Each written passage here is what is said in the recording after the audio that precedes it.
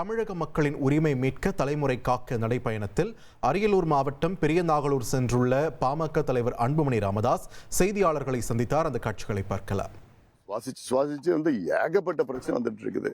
அது இல்லாம இங்க இருந்து சிமெண்ட் ஃபேக்டரிக்கு எடுத்துட்டு போய் கனரக வாகனங்கள், குறிப்பா கனரக சரக்குந்துகள் வேகமா ஸ்பீட் பிரேக் எல்லாம் வேகமா அடிச்சு நொறுக்கி ரோடும் தேய்மானம், ரோடு தேஞ்சு போகுது, ஆக்சிடென்ட்ஸ் நிறைய இருக்குது.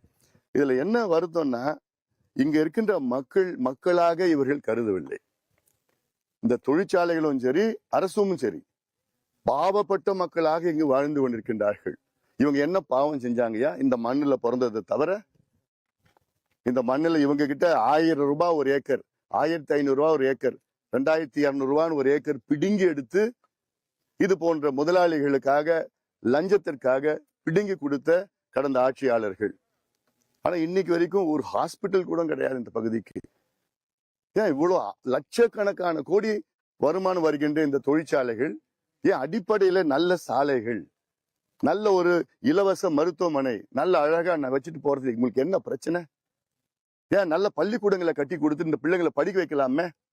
ஏன் ஒவ்வொரு கிராமத்திலயும் குடிக்கிறதுக்கு தண்ணி கொடுக்கலாமே? ஏன் அந்த பணத்துல உங்க சிஎஸ்ஆர்னு வச்சிருக்கீங்கல்ல? அது மட்டும் இல்ல, உங்களுடைய கடமை தானே அது.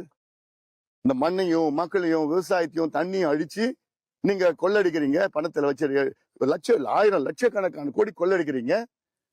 திருப்பி இந்த மக்களுக்கு பண்ணணும்னு உங்களுக்கு மனசாட்சி கிடையாதா? அரசாங்கம் அது வேஸ்ட். அதை பத்தி பேசுறது கூட வேஸ்ட். அரசாங்கம் வேலை இல்லை. இங்க இருக்கிற உள்ளூர் பிள்ளைகளுக்கு வேலை கிடையாது. போனாலே துரத்தி விட்டு விடுறது. இங்க அரசு ஆலை ஒன்று இருக்கு, அரியலூர் சிமெண்ட் ஆலை அரசு. முன்னாடி எல்லாம் கிட்டத்தட்ட 2000 பேர் வேலை செஞ்சுட்டு இருந்தாங்க. இன்னைக்கு பார்த்தா 40 பேர் தான் பெர்மனன்ட், 1000 பேர் டெம்பரரி. எதுக்கு அவங்க டெம்பரரி? கான்ட்ராக்ட் வச்சுக்கிட்டா கொடுத்துட்டா அப்புறம் என்ன சமூக நீதி நீங்க பேசுறீங்க? எல்லாத்தையும் நீங்க கான்ட்ராக்ட்ல விட்டு அதுல டெம்பரரியில இடஒதுக்கீடு கிடைக்குமா? இல்ல, வராது. அப்புறம் என்ன சமூக நீதி பத்தி நீங்க பேசிட்டு இருக்கீங்க? எல்லாமே இந்த நிலையில் தான் இருக்குது. ரொம்ப மோசம். எங்களுடைய கோரிக்கை